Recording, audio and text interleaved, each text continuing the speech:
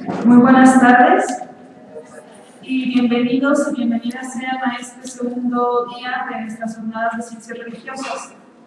El día de hoy nos acompaña Fray Anchón Amunales Urrutia.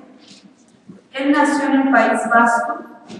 Terminado el bachillerato, ingresó en la Orden de los Hermanos Menores Capuchinos. Tras los estudios filosófico-teológicos en las casas de formación de su provincia religiosa, se especializó en teología dogmática, obteniendo la licenciatura en la Universidad Católica de Lovaina y el doctorado en la Universidad Gregoriana de Roma. Ha enseñado distintas materias teológicas, primero en el Ecuador y posteriormente en México.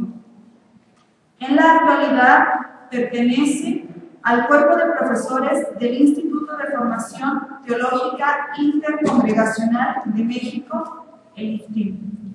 Y sin más, los dejo con Fray Anchón Amunales.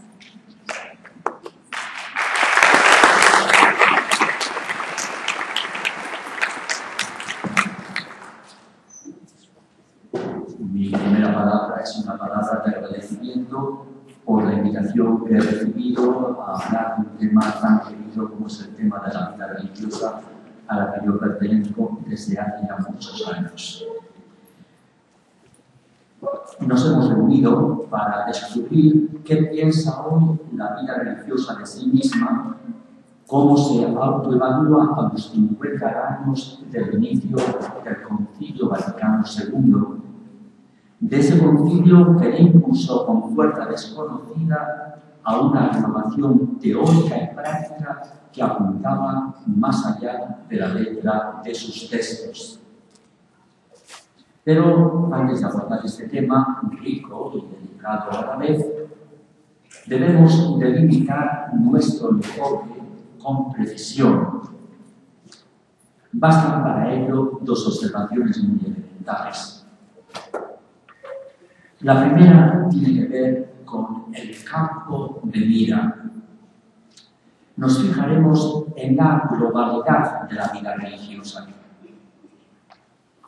Esto quiere decir que contemplaremos su realidad en sus expresiones tanto contemplativas como activas a escala mundial, tal como aparece en este y en otros continentes. Esta generalización podría parecer injustificada, pues la caracterización de esta forma de vida cristiana es muy diversa en los llamados primeros y terceros mundos y dentro de unos y otros en las áreas urbanas y en las zonas rurales. Sin embargo, una mirada panorámica como la que pretendemos tiene pleno sentido. Más aún, se hace del todo necesaria. Pues sólo así se pueden reconocer los rasgos comunes innegables de este fenómeno eclesial, sin duda los más importantes, los que van configurando y definiendo la vida religiosa en la actualidad, si bien a ritmos muy desiguales en los diferentes lugares en los que se desenvuelve. La segunda observación se refiere a la perspectiva que vamos a adoptar. Sondearemos la autoconciencia de la vida religiosa, la conciencia que tiene de sí misma, a la luz de la teología. Esto significa que rastrearemos lo que piensa, más aún lo que vive y siente de sí misma, conducidos por una reflexión creyente que trata de entenderlo todo a la luz de la palabra de Dios. Este acercamiento podría parecer también injustificado, dado que al evaluar su modo de vida evangélico, los religiosos manejan una gran variedad de factores. Datos sociológicos, experiencias psicológicas, vivencias espirituales, contextos culturales, procesos históricos y un largo etcétera. Con todo, un acercamiento teológico como el que proponemos tiene su razón de ser, más todavía, resulta imprescriptible, ya que únicamente de esta forma se logra intuir lo que se esconde detrás de ese conjunto de factores que acabo de nombrar, lo que los agrupa y orienta, suscitando ese saber misterioso que tiene la vida religiosa de sí misma, ese saber que ciertamente será en grados y con matices muy distintos en un ambiente y en otro. Tras estas observaciones, podemos ya abordar nuestro tema. Podemos tratar de descubrir lo que la vida religiosa contemplada en su globalidad piensa de sí misma cuando se deja iluminar dócilmente por la teología. No siempre ocurre esto. Se trata de un discernimiento que exige avanzar con orden, catalogando por niveles los elementos que vayan a aparecer. En una primera parte, mantenidos todavía en la superficie, recogeremos los datos externos, claros, palmarios e incontestables. En una segunda parte, descendiendo y profundizando, anotaremos nuevos datos de carácter más hondo, a veces sumergidos y difíciles de detectar. Empecemos ya en la primera parte con los primeros datos, con los datos externos. Son abundantes y variados. Están a la vista. Basta una mirada somera para dar con ellos. Pero tienen un alcance que a menudo nos pasa inadvertido. Retengamos los más notables, que son también los más importantes, los de mayores consecuencias para todos. Me voy a fijar solamente en 4. El primero es la reducción numérica de los religiosos. Esta reducción empezó al mismo tiempo en casi todos los países de Europa central y meridional y en muchos estados de América del Norte. Y se está haciendo notar cada vez más en grandes regiones del resto de América. En una primera fase, en la década de los 70 y 80, ya lejana para nosotros, se debió al abandono progresivo de hermanos y hermanas con largos años de compromiso, muchos ellos, algunos altamente significativos en sus institutos. En fases posteriores, en las décadas siguientes, las que estamos conociendo ya todos, ha estado motivada por la disminución creciente de las vocaciones que en no pocos lugares han llegado casi a desaparecer en mi propia tierra española. Se han buscado las causas de este hecho en fenómenos de orden sociológico-cultural. Se ha hablado de la disminución demográfica de la población y se ha mencionado la secularización ambiental generalizada. Se ha debido a la falta de adaptación de las comunidades religiosas y se ha apuntado a la escasa fuerza carismática de sus miembros.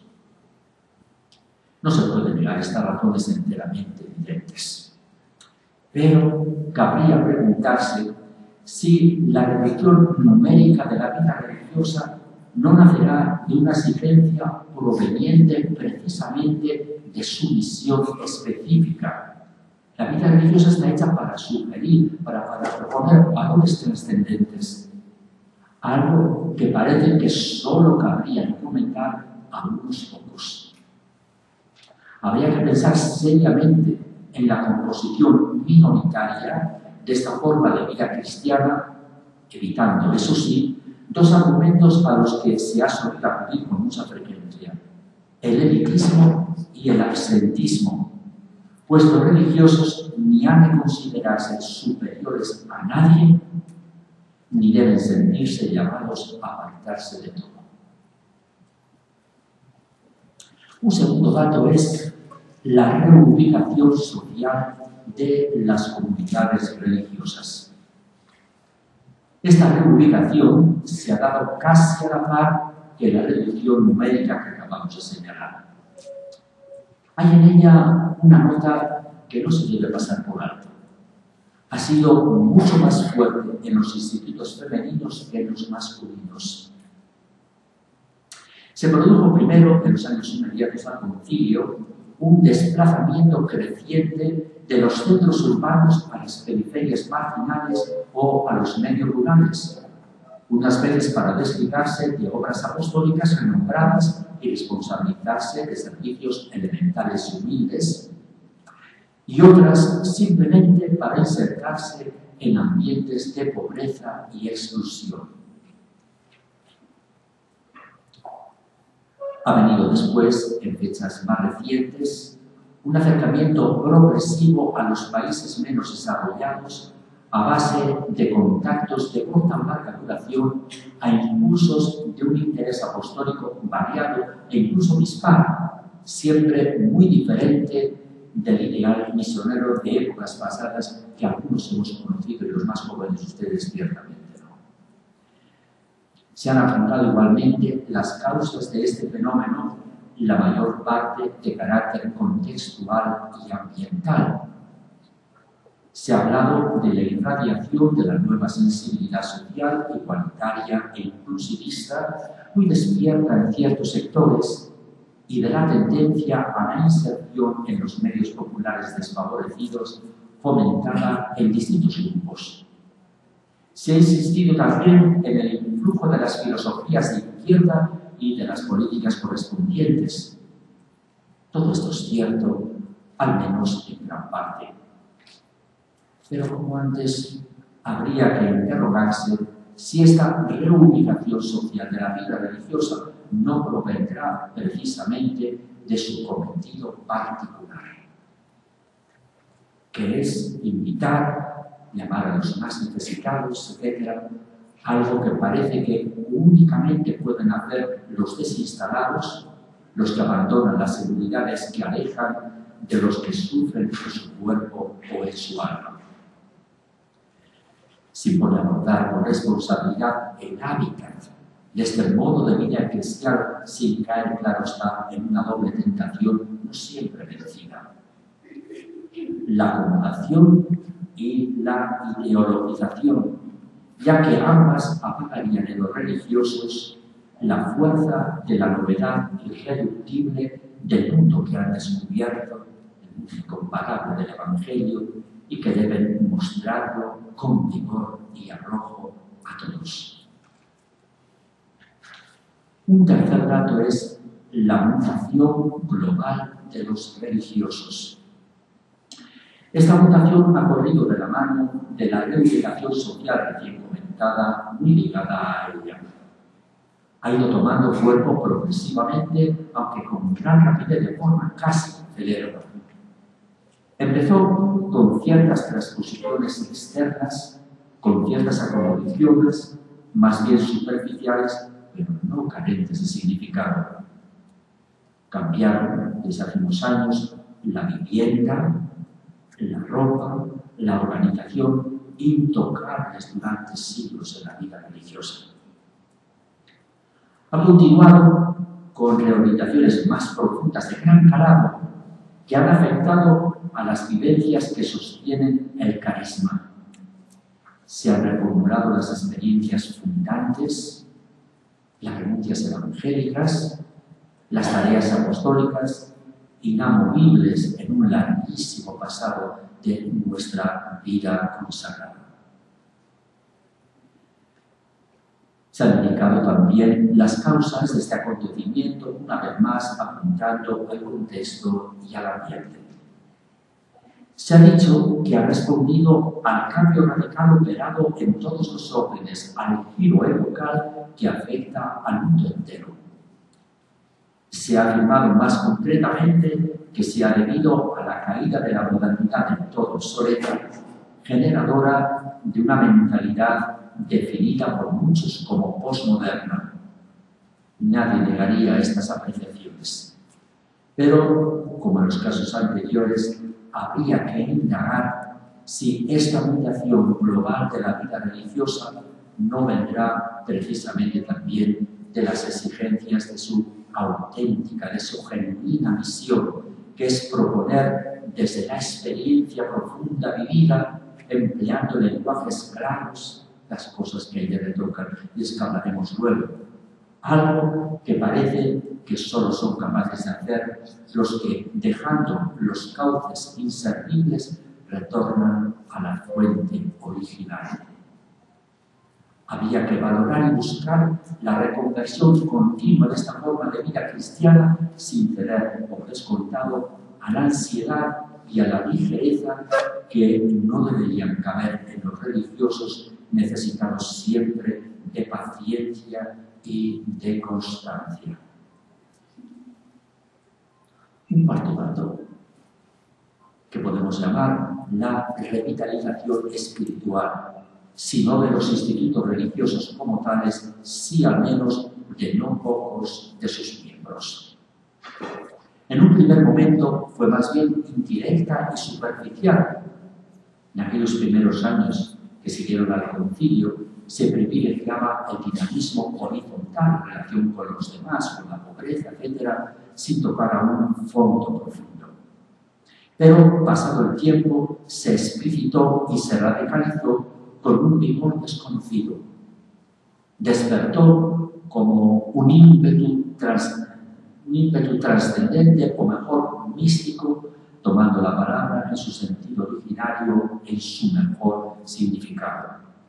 No fue simplemente un descenso a la interioridad exigido por el activismo de las décadas precedentes. Se trató de un anhelo esencial de Dios, de un deseo religioso de largo alcance, que pedía espacios diferentes de los ofrecidos de ordinario por las comunidades establecidas. Un espacio a veces solitario, eremítico, y a veces inserto en los puestos empobrecidos y deshumanizados. El rumor de este ímpetu se ha ido apagando en gran parte, pero su eco se oye todavía cuando se aguza el oído interior. Ha costado más descubrir las causas de este hecho. Todos coinciden en que se produjo en el clima envolvente de una intensa y dolorosa nostalgia de lo divino, sentida en muchos ámbitos culturales y no propiamente en el ambiente de la sensibilidad trascendente posmoderna, vaga y evanescente. Sea lo que sea, igual que en los casos anteriores, merecería la pena preguntarse si esta revitalización espiritual de la vida religiosa no se habrá dado también por la exigencia de su propia misión, que es provocar la conversión de Dios. Algo que a todas luces únicamente pueden intentar quienes lo buscan de corazón. Sería de gran provecho cuidar la pasión íntima, la pasión religiosa de este modo de vida eclesial, superando siempre el pietismo y el individualismo que deberían ser ajenos a los religiosos atentos al Dios del Evangelio. Pasemos ya en una segunda parte a otro tipo de datos, a esos datos que he considerado antes más hondos, más difíciles también. No son muchos ni dispares, son pocos y muy enlazados entre sí. Se esconden sin dejarse ver, de manera que solo se perciben acusando bien la mirada. Pero una vez que se descubren, muestran enseguida su importancia decisiva. Fijémonos en ellos, al menos en los centrales, en los que más nos afectan. Nuevamente voy a tratar solamente 4. Empecemos por el más sutil. Es difícil nombrarlo. Cabría definirlo la búsqueda del carisma o la indagación de la misión. Intentemos desentrañarlo.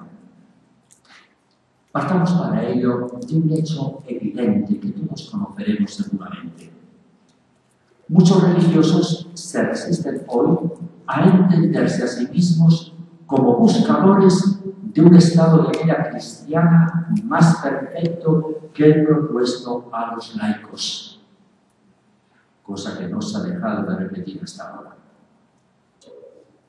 Estos religiosos saben que así los califican los documentos del Concilio Vaticano II, siguiendo una antigua tradición, a pesar de ciertas sugerencias adicionales que no cambian la perspectiva general.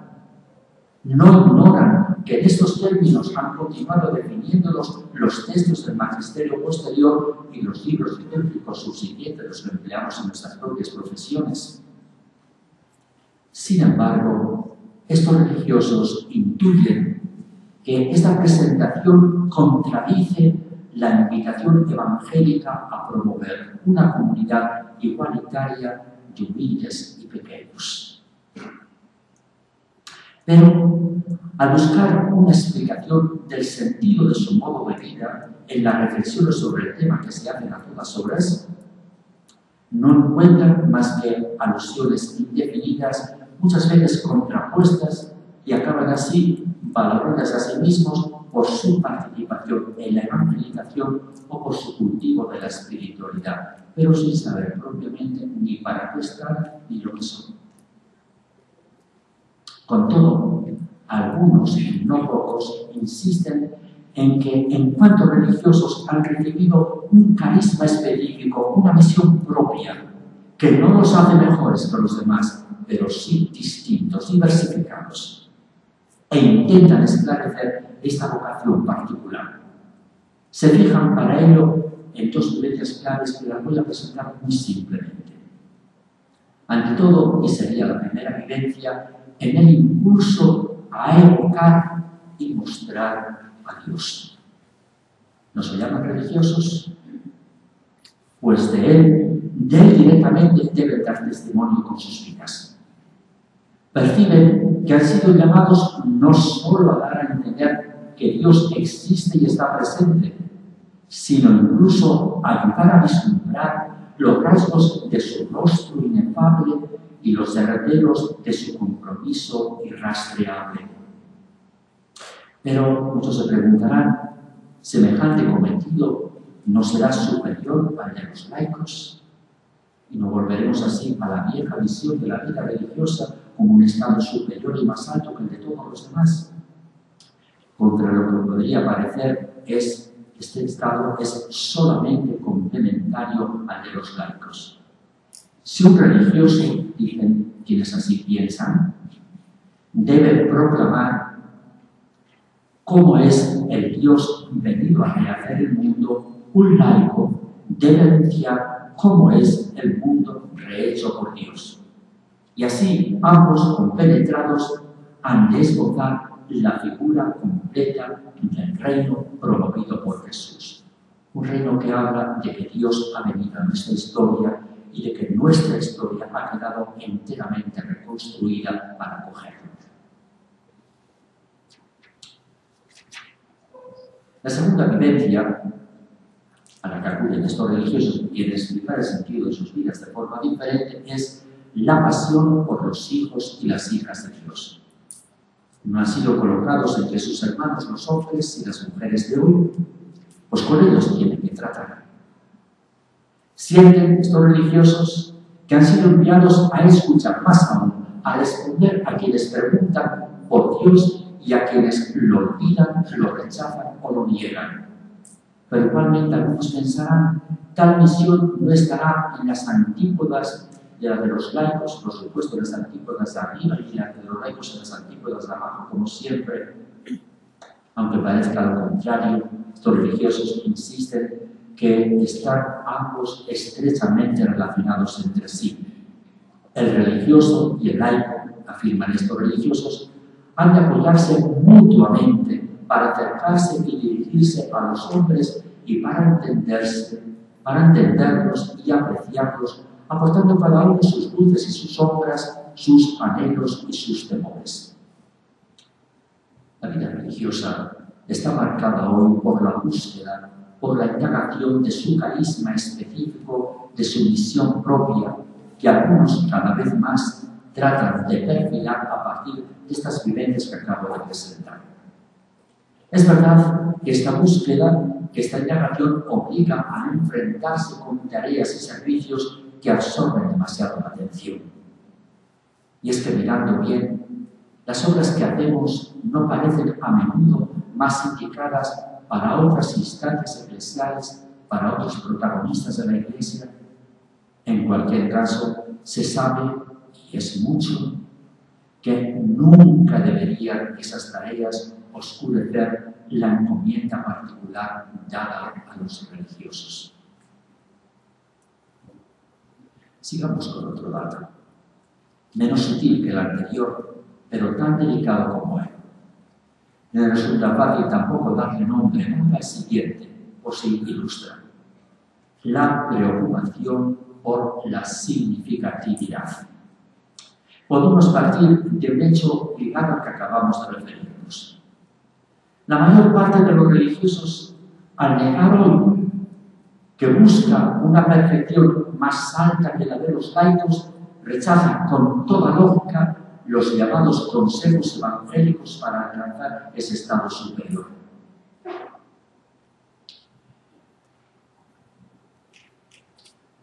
Estos religiosos saben que los exige el magisterio contemporáneo y el formulario litúrgico actual, fieles ambos a la antigua tradición que siempre se ha remitido a los consejos evangélicos como medios para llegar más alto, más lejos en el camino de la perfección.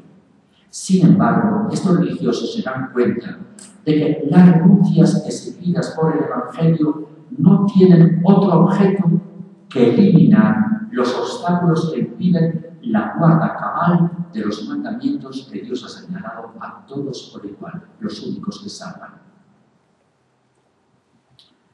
Pero al preguntarse entonces por el motivo de las fuertes condiciones de su medio, de su modo de vida, celibato, pobreza, obediencia, comunidad, no escuchan a su alrededor respuestas claras y convincentes y terminan por darles un alcance meramente funcional y pragmático, sin saber en el fondo por qué son célibes, ni por qué tienen que ser pobres, ni por qué tienen que aguantar tanto en la comunidad y otras muchas cosas que todos los religiosos conocemos. Con todo, los que intuyen que la vida religiosa tiene una misión particular, una tarea específica, sospechan que esas condiciones de vida, eso que hemos llamado los consejos evangélicos, no pueden menos estar al servicio de esta misión y procuran descubrir su verdadero valor, su auténtico alcance. Y estos religiosos, siempre indagadores, se percatan de dos cosas profundamente iluminadoras, que las toco muy brevemente. La primera es esta. Las condiciones de vida de religiosos, basadas en los llamados consejos evangélicos, podrían ser entendidas y aprovechadas como medios para crear una figura que evocara y mostrara al Dios del mundo. De la misma manera que las condiciones de vida de los laicos podrían ser comprendidas y utilizadas como recursos para forjar una imagen que sugiriera y presentara el mundo de Dios. En uno y otro caso, se trataría de los rasgos de una vida significativa, de los trazos de una forma de existencia expresiva que provocara e interpelase. No existe la castidad ni la pobreza en ningún rasgo de nuestra vida, según nuestros religiosos, para llevarnos más lejos en la perfección. No tendría eso ningún sentido, diría, contra el Evangelio. Pero sí son los grandes medios que nosotros tenemos para crear una forma expresiva de vivir, una forma que provoque, que interrogue y que haga preguntarse a los que nos ven y están con nosotros por qué viven así, que han descubierto la vida y que intuyan esos valores que nosotros encontramos y queremos entregar no con la boca, sino con la manera de vivir. La otra cosa iluminadora que recogen estos religiosos novedosos y buscadores es que las condiciones de la vida religiosa, fundamentadas siempre en los denominados consejos evangélicos, deberían ser readecuadas y completadas de modo que llegaran a crear una figura inteligible y elocuente para los que la ven y la miran atenta y descuidadamente, de igual manera que las condiciones de vida laical deberían ser remodeladas y ampliadas de forma que lograran forjar una imagen clara y decidora para quienes la perciben o la contemplan con mayor o menor interés.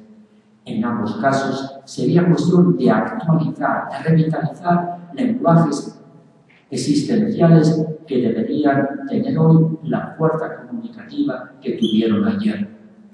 No bastaría, según estos religiosos luminosos y realmente audaces, no bastaría con vivir pobres, escasos, etc. Haría falta que esa pobreza y esta escasidad tuviera una fuerza que hoy nos convirtiera en signos auténticamente válidos. De lo contrario, ¿para qué serviría si no expresan los grandes valores del Evangelio? Habría que recrear según ellos la castidad, habría que recrear la pobreza, habría que recrear esas cosas que nosotros tanto manejamos y que tan pobre o diluidamente vivimos y practicamos. A la vida religiosa le afecta fuertemente en esta hora difícil la preocupación por la significatividad, por la expresividad de su forma de vida. Esta preocupación le lleva a encararse con usos y costumbres viejos y nuevos. ¿Valen todos? ¿Valen tal como se realizan hoy? ¿Hacen falta otros? ¿Cuáles en concreto? De todos modos, reconoce, y no es poco, que se trata de dar con los medios que les sirvan para cumplir en este tiempo la misión que le ha sido encomendada.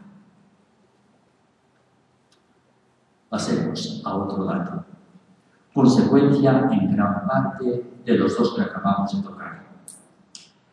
Cabe definirlo o emplear una expresión cada vez más utilizada: la necesidad de una mistagogía.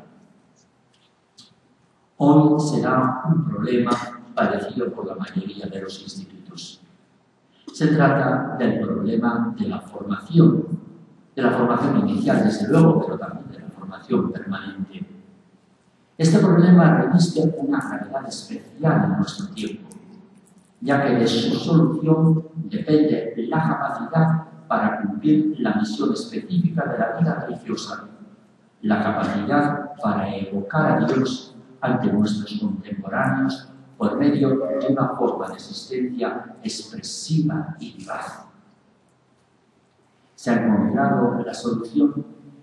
No parece, pues gran parte de las comunidades religiosas constata la insuficiencia de sus planes y proyectos formativos. Así es como ha surgido el reclamo de una pedagogía de carácter mistagógico. ¿Qué se busca con ella? Dos cosas que, igual que en los casos anteriores, simplemente las enuncio. La primera sería esta: una pedagogía de carácter mistagógico no pretende propiamente animar a adquirir una visión expansiva de uno mismo, una comprensión liberadora de Dios tampoco, sino algo de otro orden muy distinto. Con esa pedagogía se pretende iniciar en la experiencia evangélica, en esa experiencia de Jesús, que permite saltar del afán por autorrealizarse desde uno mismo al anhelo de obedecer incondicionalmente a Dios al precio que sea. Y una segunda cosa: esta pedagogía de carácter mistagógico tampoco de suyo pretende animar a asumir los valores cristianos y los ideales carismáticos, sino algo, otra vez hay que decirlo, de distinto tenor. Esta educación pedagógica o mistagógica quiere introducir en el camino evangélico, en ese camino recorrido por Jesús, que implica el abandono de los propios planes y el lanzamiento confiado al proyecto imprevisible de Dios. La vida religiosa siente hoy la necesidad de una verdadera pedagogía, de una auténtica iniciación en los caminos del Espíritu. La necesidad le lleva a buscar algo que no dan ni la disciplina ni la psicología, ni los principios de conducta, ni los ejercicios anímicos terapéuticos. Algo que al menos antes estaba en manos de los maestros espirituales, de los guías de sabiduría probada, de esas gentes que sabían del hacer del Espíritu en el interior de los verdaderos cristianos. Está plenamente convencida la vida religiosa hoy que gran cosa de que en ello le va la vida. Terminemos con un dato poco destacado y explicablemente, dado su carácter difuso, su tono impreciso. Si los anteriores, los que hemos visto hasta ahora, resultaban difíciles de nombrar y catalogar, este mucho más. Quedémonos con este título, que algo podría sugerir: la imposición de la humildad. En la actualidad, muchos religiosos y bastantes institutos incluso se sienten sin el honor y el poder tan notables en épocas aún recientes, al menos en medios católicos tradicionales. Sus servicios ministeriales y humanitarios han ido siendo asumidos poco a poco por otras instancias eclesiásticas y civiles. Sus compromisos personales y comunitarios han ido perdiendo progresivamente credibilidad y reconocimiento. Para decirlo brevemente, en la reconfiguración social acaecida en nuestro tiempo, estos hombres y mujeres que poco antes ocupaban un lugar señalado han acabado por quedar desplazados, casi como con la ventana, casi como si no fueran visibles, casi como si nadie reparara en ellos. En verdad, a no pocos religiosos de hoy, individual o corporativamente considerados, se les ha forzado a ser humildes. ¿Qué consecuencias ha traído este hecho no tan nuevo por los demás? Recordemos que en los orígenes fundacionales de cada uno de los institutos pasaba algo muy parecido y en otras épocas, a lo largo de la historia, ha seguido ocurriendo algo semejante y hoy vuelve a ocurrir lo mismo, aunque quizá con una intensidad con características muy particulares. Bien, una primera consecuencia que trae este hecho es esta. Ha ofrecido una oportunidad incomparable de autenticidad y veracidad. Esta autenticidad y esta veracidad exigen la pérdida de pillos dominios falaces, conseguidos muchas veces al precio de componendas engañosas de las que tantas veces nos avergonzamos, pero que no tenemos más remedio que reconocer. Así hemos actuado y tristemente así seguimos actuando muchas veces. Y una segunda consecuencia que trae este hecho: ha brindado una posibilidad única de inmersión liberadora en la masa inmensa de los insignificantes. Esta inmersión liberadora pide el alejamiento de todos aquellos cuya ayuda y protección atan y esclavizan. Y todos lo sabemos muy bien, a pesar de que no acabemos de reconocerlo, de decirlo y de romper con ellos. La vida religiosa se siente llamada en esta hora tan especial a la verdadera humildad, llamada o quizá forzada. Pero, y este es uno de sus más altos valores actuales, no solo no huye, sino que sigue serena y esperanzada en el lugar oscuro en que se ha visto emplazada, un lugar, al fin y al cabo, exigido por su mismo carisma. Concluyamos ya. Nos habíamos propuesto descubrir qué piensa la vida religiosa de sí misma 50 años después del inicio del Concilio Vaticano II. Ateniéndonos al enfoque adoptado, hemos examinado sus ideas y vivencias globales a la luz de la teología.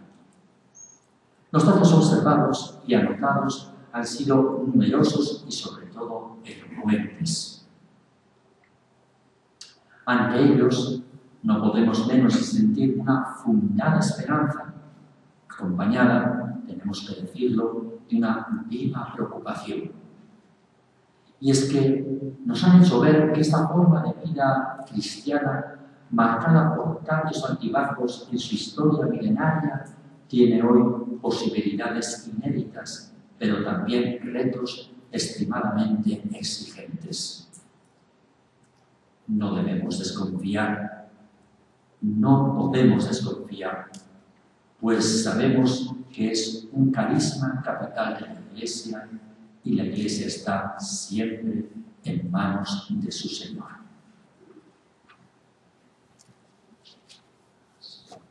Muchas gracias.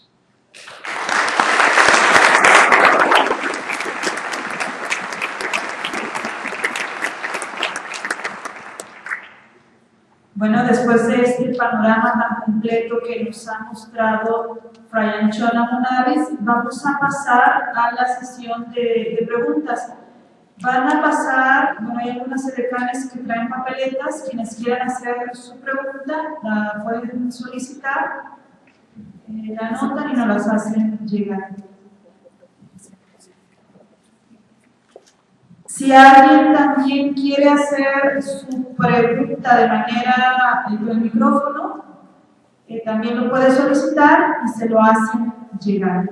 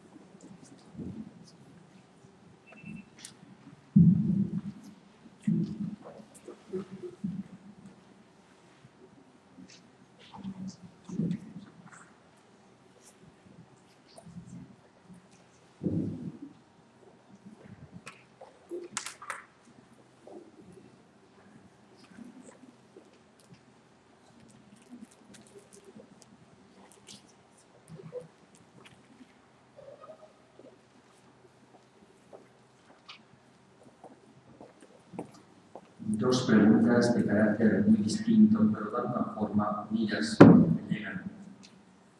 La primera, leo, dice así: a la luz de los tiempos actuales, ¿cómo se interpretan cada uno de los votos?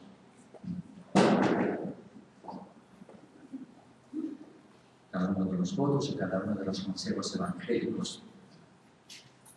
A mí me parece que no es conveniente abordar los votos religiosos por separado. Es decir, vamos a ver qué significa el celibato, lo explicamos, nos olvidamos, tomamos el voto de pobreza, vamos a ver qué significa la pobreza, la estudiamos, la explicamos, pasamos a otro y así sucesivamente. No. ¿Por qué razón? Por una razón muy simple.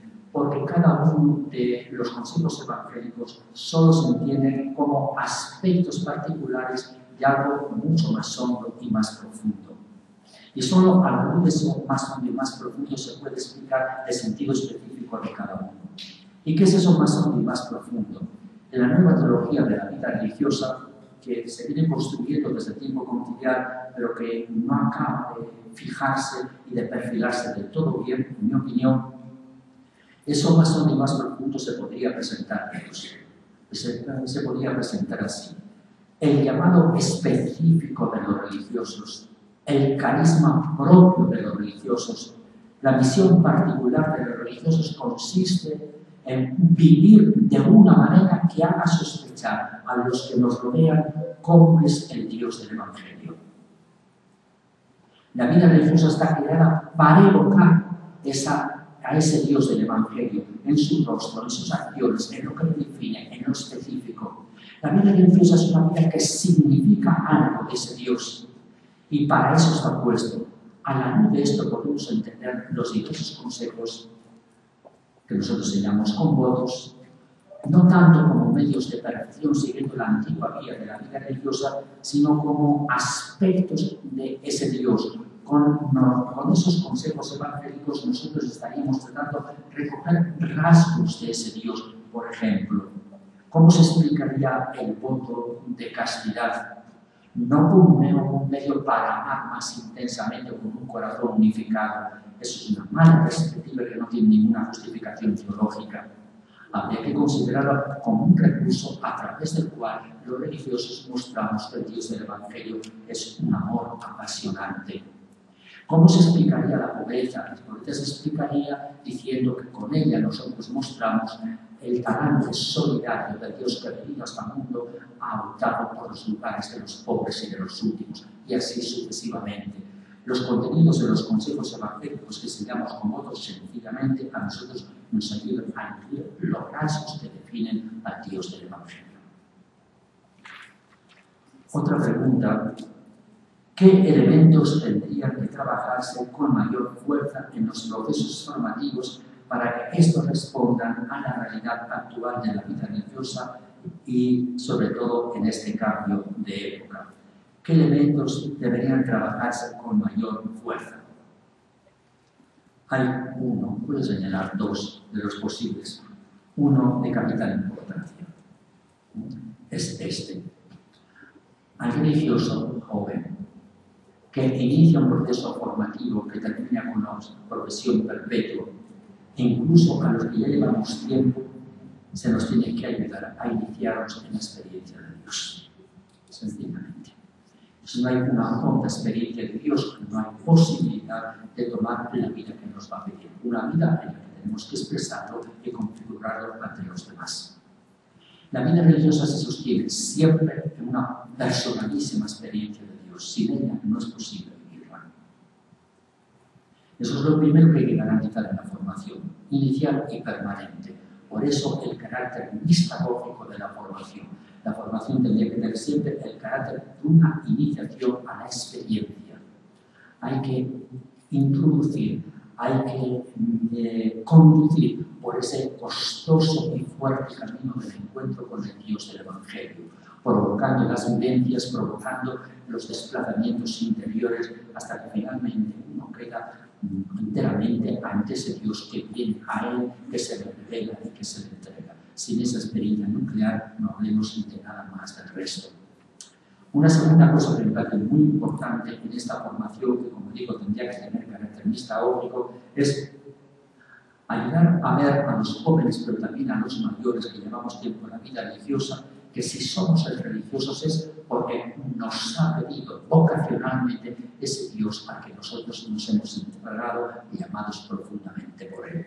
Somos religiosos no porque nos traiga el carisma, no porque hayamos sentido al impulso, no porque deseemos ayudar a los demás, sino porque sencillamente a Dios al que dimos la vida nos dijo: vive así, esta es la misión que yo te doy mientras vivas en este mundo. Esas dos experiencias son determinantes en todo proceso vocacional. Sin ella, las profesiones, antes de hacerlas o después de hacerlas, carecen de base y sustento.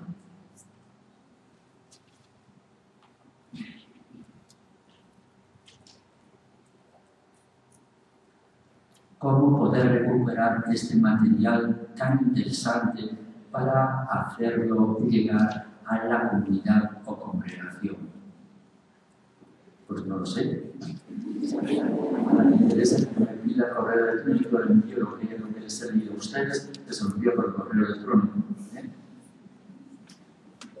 Luego después del correo electrónico puse que les interesa. Sí. Y espero que en la comunidad o congregación de ustedes, sus superiores, nos asistan, no nos asusten, no tanto las cosas que les digo.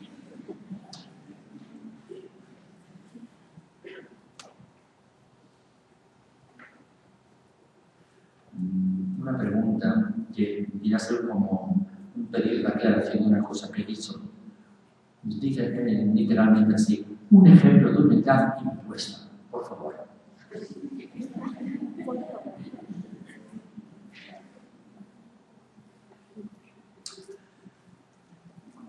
Vayamos, estoy imaginando una cosa, ¿no? una religiosa que es una gran profesora en su colegio, un colegio de alto nivel, de gran prestigio, y de pronto vienen las circunstancias políticas, las políticas educativas en ciertos países, el colegio pasa a manos civiles, las religiosas quedan sin puesto. Y tienen que empezar a buscarse trabajo en una escuela de fría de invierno porque el barrio donde nadie le va a recordar, ni la de estar. ¿Está claro? Y de esos ejemplos se pueden multiplicar. Como en México la vida religiosa tiene cierto prestigio, en mi tierra cada vez menos. Realmente la humanidad es forzada, pero yo sospecho que a México le llegará también ese momento para el bien de la vida religiosa de este país.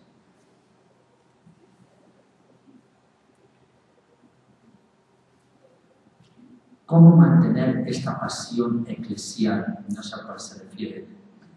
¿Por qué se nos ha olvidado el verdadero sentido de los consejos evangélicos?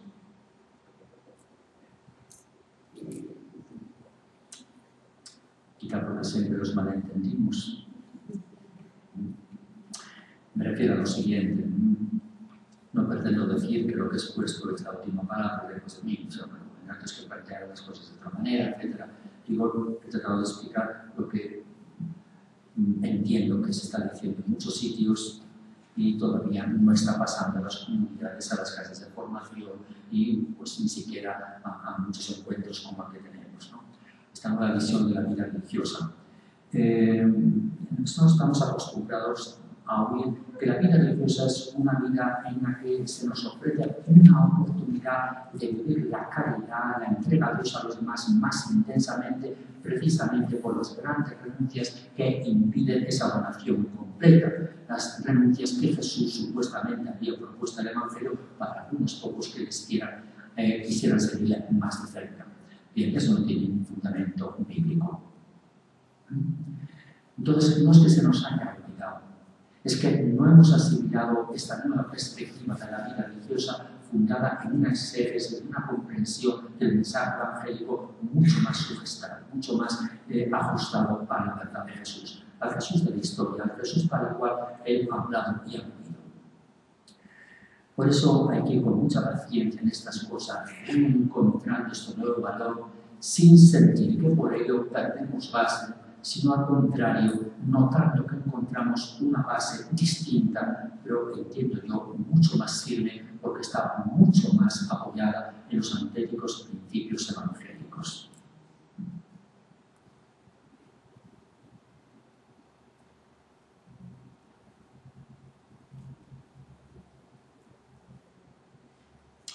Dice la que escribe aquí, una que escribe muchas preguntas, pues me inquieto, debe ser. Usted nos compartía que la vida consagrada necesita ser dócil a la luz de la teología y que no siempre existe, entiendo, esa docilidad. ¿Por qué? Pues porque no la estudiamos seguramente.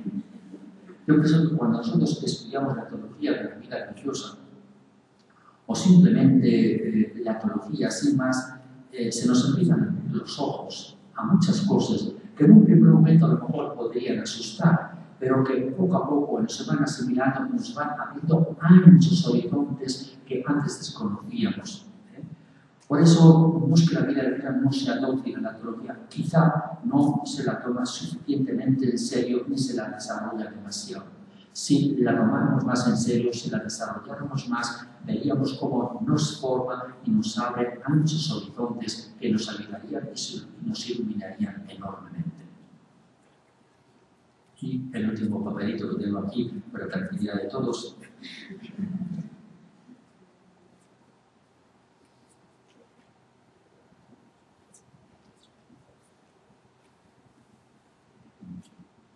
No entiendo bien la letra.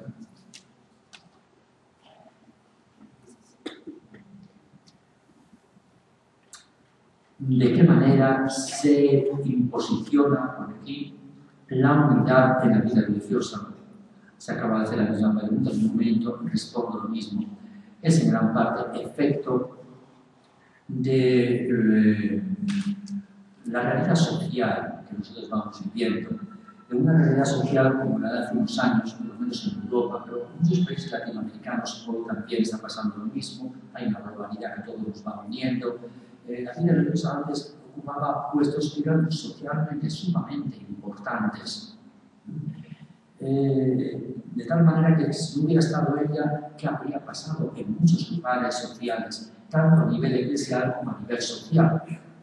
Pero hoy esos puestos están siendo asumidos por otras instancias y por otros protagonistas de la Iglesia. Entonces la vida de Dios se va quedando como de nada.